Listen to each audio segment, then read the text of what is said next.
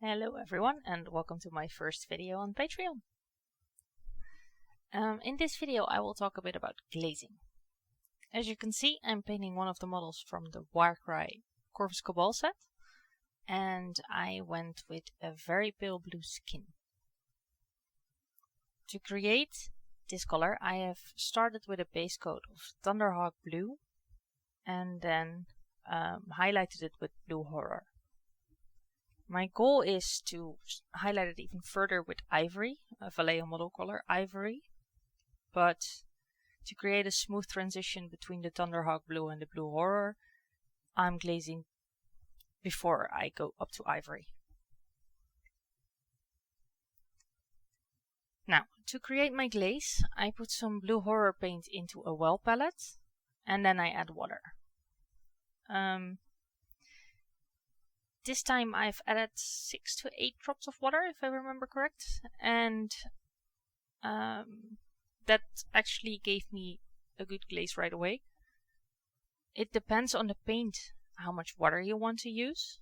If you don't use enough water, you risk the paint being too thick, so you can remove your shadows with the glazing, which you don't want. And if you add too much water, it will thin down the paint too much, so it will take a lot more layers before you actually see any effect. As you can see, I've moved on to the glazing. I'm using a larger brush than I would for normal paintwork. This is a size 1 Winsor & Newton, I think. After picking some paint from the well palette, you want to rub your brush on a paper towel, removing most of the liquid from your brush. You want to create a thin layer and not flood your whole model with thinned down paint.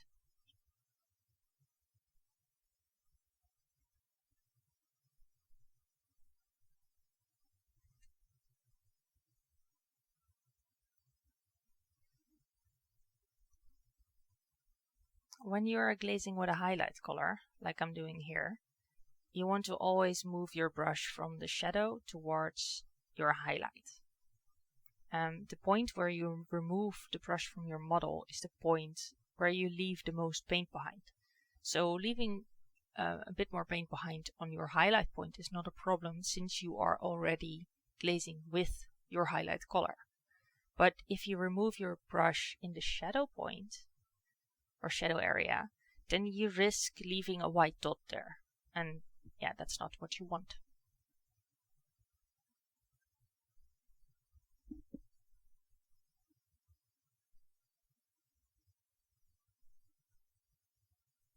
As you can see, it's just constantly going around with your glaze, not immediately glazing over the same spot again. It needs to dry.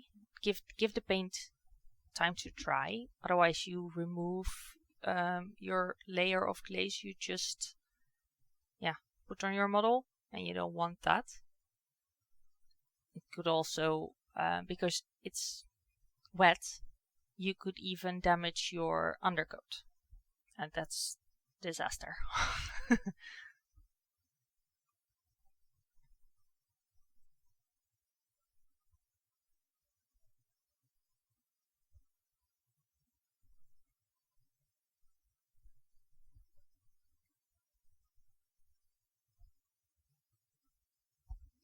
In this video I will only be glazing with the blue horror to create a smoother transition between the Thunderhawk blue and the blue horror, but you could go the other way around as well.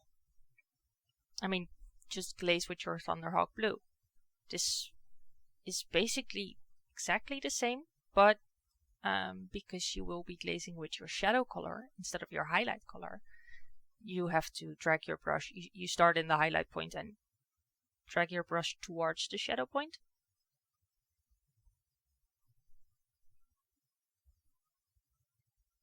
Also, another fun thing,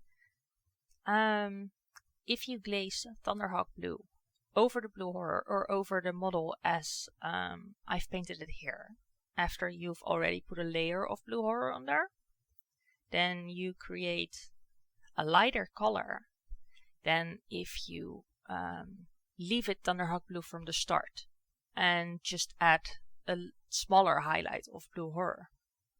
This is because if you glaze the Thunderhawk blue back over the blue horror, you glaze it over a lighter coat, thus giving a lighter effect. While if you painted the Thunderhawk blue over your primer, well, I started with a black primer, so you get a darker result.